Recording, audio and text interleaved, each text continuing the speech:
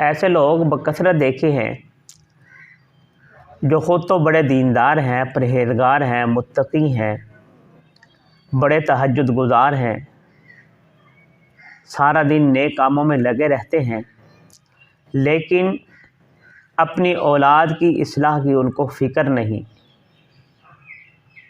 خود وہ مشرق میں چل رہے ہیں اور اولاد ان کی مغرب کی طرف جا رہی ہے۔ جہاں ہمیں اپنی اصلاح کی فکر ہے، اپنی آخرت سنوارنے کی فکر ہے، اسی طرح ہمیں اپنی اولاد کی آخرت کی بھی فکر کرنا ضروری ہے۔ قرآن کریم میں ارشاد ہے، یا ایھا الذین آمنوا قوا انفسکم واہلیکم نارا، اے ایمان والو تم اپنے آپ کو اور اپنے اہل و عیال کو جہنم کی آگ سے بچاؤ۔ یہاں پر اللہ تعالیٰ اپنے آپ کے ساتھ، اپنے آپ کو بچانے کے ساتھ ساتھ، اپنی فکر کے ساتھ ساتھ اپنی اولاد کی فکر کے بارے میں بھی بتلا رہے ہیں کہ اپنے آپ کو بھی جہنم کی آگ سے بچاؤ اور اپنی اولاد کو بھی جہنم کی آگ سے بچاؤ۔ تو معلوم یہ ہوا کہ اپنی اصلاح کے ساتھ ساتھ اپنی اولاد کی اصلاح اور تربیت کرنا بھی ہمارے فرائض منصبی میں شامل ہے۔ آپ صلی اللہ علیہ وسلم کے ایک حدیث ہے جس کا مفہوم یہ ہے کہ مرنے کے بعد تمام نامہ اعمال بند ہو جاتے ہیں، تمام کھاتے انسان کے بند ہو جاتے ہیں۔ 3 کھاتے ایسے ہیں جو مرنے کے بعد بھی انسان کے جاری رہتے ہیں، ان میں سے ایک جو ہے وہ نیک اولاد کا ہونا۔ اگر آپ کی نیک اولاد ہے، آپ نے اپنی اولاد کی اچھی تربیت کی ہے، تو وہ نیک اولاد آپ کے لیے صدقہ جاریہ ہے۔ مرنے کے بعد بھی آپ کو اس نیک اولاد کے جو اعمال ہیں ان کا ثواب ملتا رہے گا۔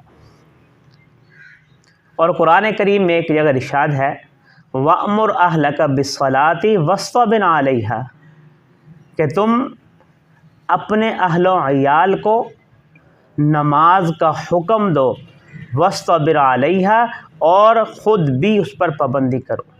اب یہاں پر پہلے اپنے اہل و عیال کو پابندی کا حکم فرمایا گیا کہ ان کو تاکید کرو، ان کو پابند کرو، اور پھر ساتھ میں یہ فرمایا کہ خود بھی پابندی کرو۔ کیوں؟ جب آپ کسی کو تبلیغ کرتے ہو، کسی کو تربیت کرتے ہو، جب تک آپ خود عمل نہیں کریں گے، آپ کا کسی کو کہنا، آپ کا کسی کو تبلیغ کرنا وہ زیادہ فائدہ مند نہیں ہوگا۔ اور آپ صلی اللہ علیہ وسلم نے اولاد کی تربیت کے لیے کچھ رہنما اصول بیان فرما دی۔ آپ صلی اللہ علیہ وسلم کا ارشاد گرامی ہے، عبداللہ بن عمر رضی اللہ تعالیٰ عنہ بڑے جلیل القدر صحابی رسول ہیں، وہ فرماتے ہیں کہ رسول اللہ صلی اللہ علیہ وسلم نے ارشاد فرمایا کہ اپنی اولاد کو نماز کا حکم دو۔ کس وقت حکم دو؟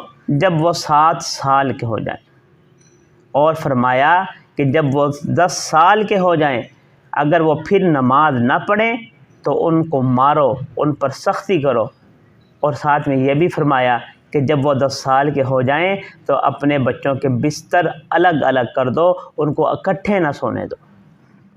اب اس حدیث میں 2 چیزیں ہیں، ایک تو بچوں کو 7 سال کی عمر میں نماز کی تلقین کا حکم فرمایا کہ اپنے بچوں کو 7 سال کی عمر میں نماز کی تلقین کرو، لیکن یہاں پر سختی کا حکم نہیں فرمایا، بلکہ فرمایا کہ جب 10 سال کے ہو جائیں اگر وہ پھر نماز میں سستی کریں، غفلت کریں، تو پھر ان کو مارو، ان کو ڈانٹو۔ مارنے کا حکم فرمایا گیا، اور ساتھ میں یہ بھی فرما دیا کہ 10 سال کے جب بچے ہو جائیں پھر ان کو اکٹھے نہ سونے دیے جائے بلکہ ان کے بستر الگ الگ کر دو۔ لیکن ہمارے ہاں دیکھ لیں اس کا الٹ چل رہا ہے۔ اور اسی طرح حضرت عمر بن ابی سلمہ، حضرت ام المؤمنین سلمہ رضی اللہ تعالیٰ عنہ کے یہ بیٹے ہیں، ان کے سابقہ شوہر تھے۔ جب حضور اکرم صلی اللہ علیہ وسلم کی زوجیت میں آئیں تو یہ بیٹے بھی ان کے ساتھ حضور کی پرورش میں آ گئے۔ آپ صلی اللہ علیہ وسلم کی زیر پرورش تھے۔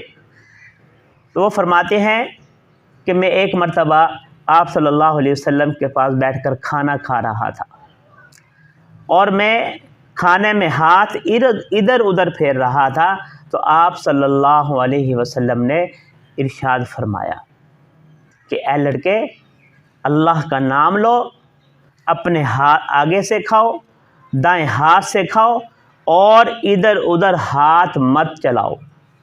اب اس حدیث میں آپ صلی اللہ علیہ وسلم بچوں کو کھانے کے آداب سکھا رہے ہیں کہ کھانا بسم اللہ پڑھ کر کھانا چاہیے، کھانا دائیں ہاتھ سے کھانا چاہیے، کھانا اپنے آگے سے کھانا چاہیے، کھانے میں ادھر ادھر ہاتھ نہیں پھیرنا چاہیے۔ اور ایک اور حدیث ہے، حضرت عکراش رضی اللہ تعالیٰ عنہ ایک بچے ہیں، وہ فرماتے ہیں کہ میں آپ صلی اللہ علیہ وسلم کی خدمت میں بیٹھا تھا کہ کھانا آ گیا، میں کھانا کھاتے ہوئے پلیٹ میں جو تھا، پلیٹ تھی، اس میں ادھر ادھر ہاتھ پھیرنے لگا، تو آپ صلی اللہ علیہ وسلم نے مجھے منع فرمایا کہ اپنے آگے سے کھاؤ۔ اور وہ پھر فرماتے ہیں کہ اسی اسنا میں کھجوروں کا ایک تھال آپ صلی اللہ علیہ وسلم کے پاس آیا، اور آپ صلی اللہ میں ڈرا ہوا تھا، میں اپنے آگے سے کھجوریں کھا رہا تھا، اور آپ صلی اللہ علیہ وسلم ادھر ادھر سے کھجوریں اٹھا کر تناول فرما رہے تھے۔ جب آپ صلی اللہ علیہ وسلم نے مجھے دیکھا تو آپ نے فرمایا کہ اے عکراش، ادھر سے بھی کھا لو، تمام ہر قسم کی کھجوریں ہیں، مختلف قسم کی کھجوریں تھیں، ہر قسم کی کھجور میں سے کچھ نہ کچھ لے لو۔ تو اس حدیث سے یہ معلوم ہوا کہ اگر ایک قسم کا کھانا ہو تو پھر اپنے آگے سے کھانا چاہیے، اگر ایک ہی برتن میں مختلف قسم کے کھانے ہوں تو پھر آپ سب میں سے تھوڑا تھوڑا اٹھا سکتے ہیں، چکھ سکتے ہیں۔ آپ صلی اللہ علیہ وسلم کی حدیث سے یہ ہمیں معلوم ہو گیا۔ اور اسی طرح آپ صلی اللہ علیہ وسلم بچوں سے بہت پیار فرمایا کرتے تھے۔ حسن و حسین سے آپ کی محبت کسی سے ڈھکی چھپی نہیں۔ نماز میں بھی آپ صلی اللہ علیہ وسلم ان کو اپنے کندھوں پہ سوار کر لیا کرتے تھے۔ لیکن حضرت حسن رضی اللہ تعالیٰ عنہ بچے ہیں، ایک مرتبہ کہیں سے صدقے کی کھجوریں آئی اور انہوں نے ایک کھجور اٹھا کر اپنے منہ میں ڈالی، تو حضور اکرم صلی اللہ علیہ وسلم نے وہ کھجور ان کو تھوکنے کا حکم فرمایا کہ اس کو نکال دو، اور فرمایا کہ یہ صدقے کا مال بنو ہاشم کے لیے کھانا جائز نہیں۔ اب یہاں پر آپ صلی اللہ علیہ وسلم ان کی تربیت فرما رہے ہیں۔ تو میرے دوستو، اپنی اولاد کی تربیت کریں، ہمیں ان کی معاشی مستقبل کی فکر رہتی ہے، لیکن ہم نے یہ کبھی نہیں سوچا کہ ان کی ہم نے آخرت کی، ان کی دینی فکر بھی ہم نے کرنی ہے۔ جہاں پر ہمیں معاشی فکر کی، ہمیں معاشی ضروری مستقبل کی فکر مندی ہوتی ہے، وہاں پر ہمیں اپنی اولاد کی آخرت کی بھی فکر کرنی چاہیے۔